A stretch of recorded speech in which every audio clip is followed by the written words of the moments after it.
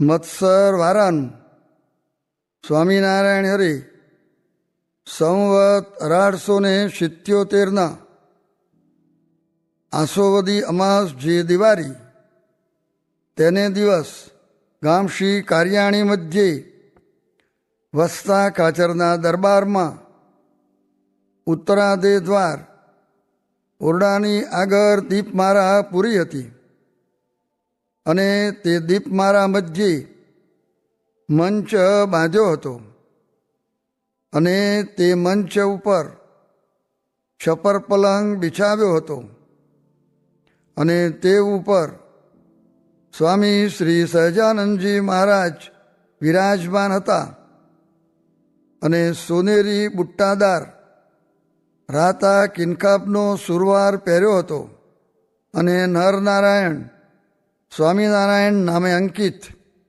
એવા કારા કિનખાબની ડગલી પહેરી હતી અને માથા ઉપર સોનેરી તારના ફરતા છેડાની કસુંબલ પાગ બાંધી હતી અને આસમાની રંગનો ફેંટો કમરે કસીને બાંધ્યો હતો અને કંઠને વિશે પીળા પુષ્પના હાર ધારણ કર્યા હતા અને પોતાના મુખારવિંદની આગળ મુનિ તથા દેશ દેશના હરિભક્તની સભા ભરાઈને બેઠી હતી. પછી દીવ બંદરના હરિભક્ત આવ્યા હતા.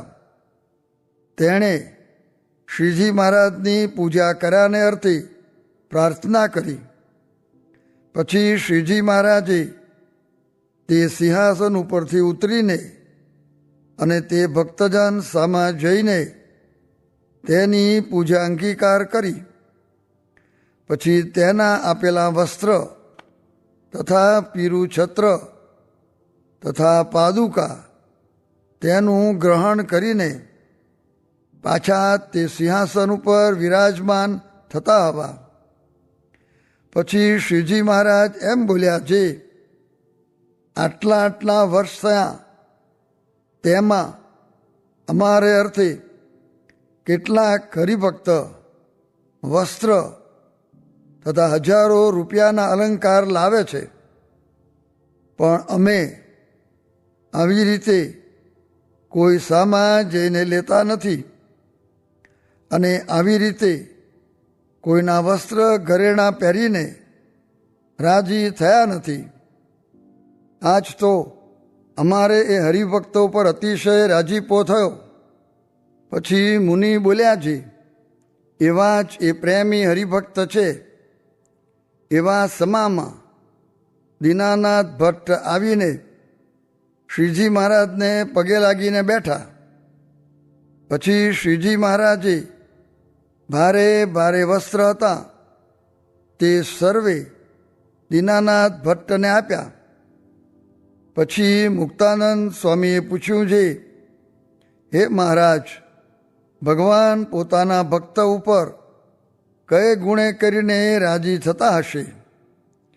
પછી શ્રીજી મહારાજ બોલ્યા, છે જે ભક્તજન કામ, ક્રોધ, લોભ, કપટ, માન, ઈર્ષ્યા અને મત્સર એટલા વાનાએ રહિત થઈને ભગવાનની ભક્તિ કરે તેની ઉપર ભગવાન રાજી થાય છે.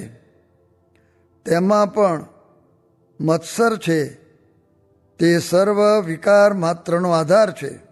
માટે શ્રી વ્યાસજીએ શ્રીમદ ભાગવતને વિશે નિર્મત્સર એવા જે સંત તેને જ ભાગવત ધર્મના અધિકારી કયા છે.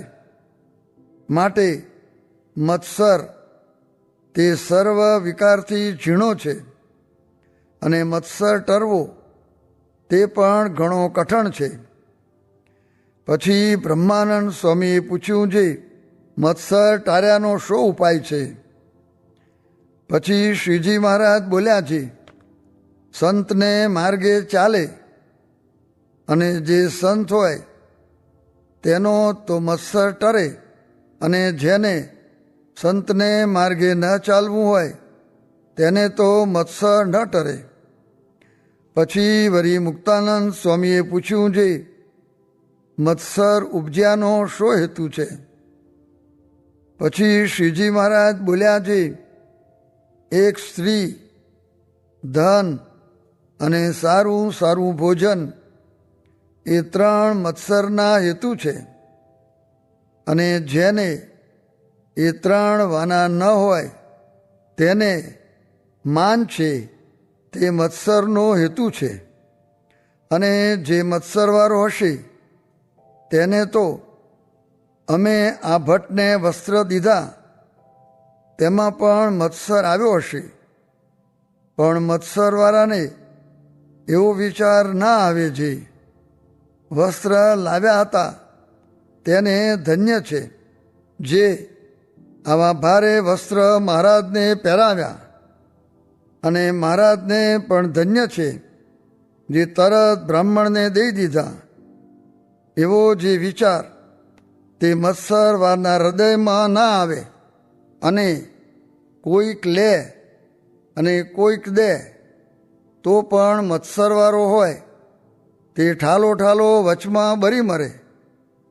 અને અમારે તો કામ, ક્રોધ, લોભ, માન, મત્સર, ઈર્ષા એ સર્વેનો ક્યારેય હૈયામાં લેશ પણ આવતો નથી. અને શબ્દ, સ્પર્શ, રૂપ, રસ અને ગંધ એ જે પંચ વિષય તેનો તો હૈયામાં અતિશય અભાવ વર્તે છે. પણ પંચ વિષયમાંથી એકેને વિશે લેશ માત્ર ભાવ થતો નથી. અને જેટલું કાંઈક અન્ન વસ્ત્રાદિકનું ગ્રહણ કરતાઈશું તે તો ભક્તની ભક્તિ દેખીને કરતાઈશું, પણ પોતાના દેહના સુખને અર્થે નથી કરતા. અને અમારે જે ખાવું પીવું, ઓઢવું પહેરવું છે તે સર્વે સંત અને સત્સંગીને અર્થે છે. અને જો એમને અર્થે ન જણાય ને પોતાને અર્થે જણાય તો અમે એનો તત્કાર ત્યાગ કરી દઈએ. અને અમે આ દેહ રાખીએ જ છીએ તે પણ સત્સંગીને અર્થે જ રાખીએ જ છીએ, પણ બીજો કોઈ દેહ રાખ્યાનો અર્થ નથી. તે અમારા સ્વભાવને તો મૂળજી બ્રહ્મચારી ને સોમલો ખાચર આદિક જે હરિજન છે તે કેટલાક વર્ષથી અમારે પાસે ને પાસે રહે છે તે જાણે છે, જે મહારાજને એક પ્રભુના ભક્ત વિના કોઈ સંગાતે હેત સંબંધ નથી. અને મહારાજ તો આકાશ સરખા નિર્લેપ છે. એમ નિરંતર અમારે પાસે રહેનારા છે તે અમારા સ્વભાવને જાણે છે. અને અમે તો જે મન, કર્મ, વચને પરમેશ્વરના ભક્ત છે તેને અર્થે અમારો દેહ પણ શ્રી કૃષ્ણાર્પણ કરી રાખ્યો છે. માટે અમારે તો સર્વ પ્રકારે જે કોઈ ભગવાનના ભક્ત છે તે સંગાથે સંબંધ છે. અને ભગવાનના ભક્ત વિના તો અમારે 14 લોકની સંપત્તિ તે ત્રખલા જેવી છે. અને જે ભગવાનના ભક્ત હશે ને ભગવાન સંગાથે જ દ્રઢ પ્રીતિ હશે તેને પણ રમણીય જે પંચ વિષય તેને વિશે તો આનંદ ઉપજે જ નહીં. અને દેહને રાખ્યા સારું તો જેવા તેવા જે શબ્દાતિક વિષય તેણે કરીને ગુજરાન કરે, પણ રમણીય વિષય થકી તો તત્કાર ઉદાસ થઈ જાય. અને એવા જે હોય તે જ ભગવાનના પરિપૂર્ણ ભક્ત કહેવાય. ઇતિ વચનામૃતમ એવી રીતે કાર્યાણી પ્રકરણનું 6થું વચનામૃત જે તે થયું. એકલું જ્ઞાન કહેવું ને સાંભળવું તે કાંઈ કઠણ નથી. માટે 2 ઘડી વૃત્તિ પાછી વાળીને ભગવાનને સંભાળવા ને ધ્યાન ન થાય તો ભજન કરવું, પણ રસોઈ કરીને જમવું નહીં તે શા કામનું? એકલું જ્ઞાન કરવાથી વિષય ઓછા થવાના નથી ને એ તો ભગવાન સંભાળશું ત્યારે થશે. અને ભગવાનને સંભાળવા માંડે તો તેના ઉપર ભગવાનની ને મોટા સાધુની દૃષ્ટિ થાય, પણ એ માર્ગે તો ચાલે નહીં ત્યારે તેના ઉપર શેની દૃષ્ટિ થાય? માટે એ તો ભગવાનનો વિશ્વાસ રાખીને મંડવું. તે જેવો સંગ થાય તેવું થવાય છે, પણ જેમાં ગુણ નહીં હોય તેને સંગે તે ગુણ ક્યાંથી આવશે? ને જે ભગવાનમાં વળગ્યા હશે ને જેના જે વિષય ઓછા થયા હશે તેના સંગમાંથી તે ગુણ આવશે, એ વાતમાં સંશય નથી. જેનું જે અંગ હોય તે વાતનું મુખ્ય પ્રતિપાદન કરે એ વાત સમજી રાખવી. ને ધર્મ, જ્ઞાન, વૈરાગ્ય એ ત્રણ હોય તો તે જીવના સુખને અર્થે થાય.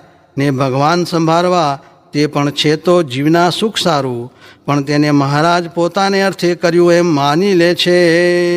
સ્વામિનારાયણ હરે સ્વામીએ વાત કરી છે. એક બાવે આવીને કહ્યું છે, હે મહારાજ, તમે તો બહુ ભૂંડું કર્યું. ત્યારે મહારાજે કહ્યું છે, શું ભૂંડું કર્યું?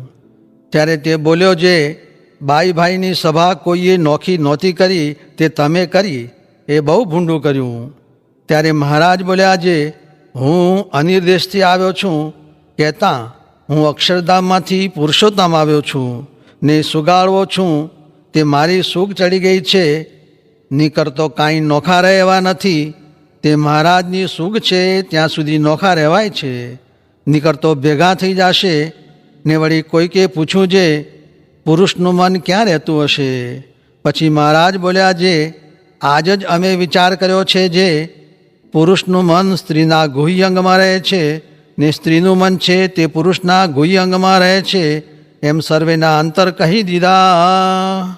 સ્વામિનારાયણ હરે સ્વામીએ વાત કરી છે. વળી એમ બોલ્યા છે, જે વખતમાં ભગવાન ભજવાની જેવી રીત હોય તેવી રીતે ભગવાન ભજવા.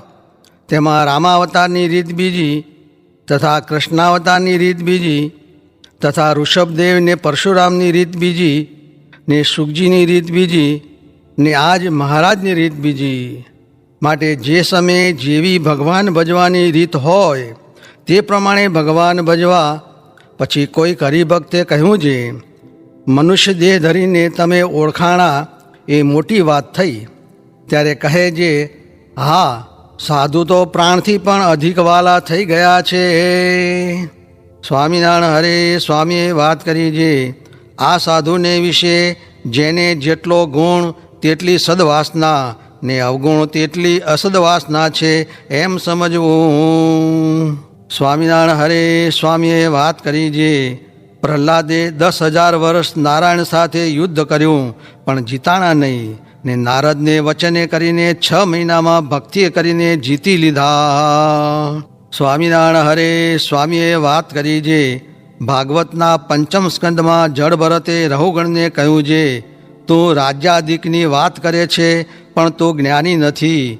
અહિંસા ને બ્રહ્મચર્ય સહિત ને રાગ દ્વેષાધિક રહિત એવો ધર્મ તેણે યુક્ત એવો જે વૈદિક માર્ગ તે પણ અમારા આત્મા પરમાત્માના જ્ઞાનવાળાને ગણતીમાં નથી, તો તારા રાજભૃત્યાદિક તે અમારા બ્રહ્મવિતાની શી ગણતીમાં. સ્વામિનારાયણ હરે સ્વામીએ વાત કરી છે, પાંડવે યજ્ઞ કર્યો તેમાં ભગવાન પણ ભેળા હતા તો પણ નોળિયો સોનાનો થયો નહીં, ને ઋષિના 4 શેર સાથવાના યજ્ઞમાં સોનાનો થયો, એમ સત્પાત્રની સેવાનું ફળ છે.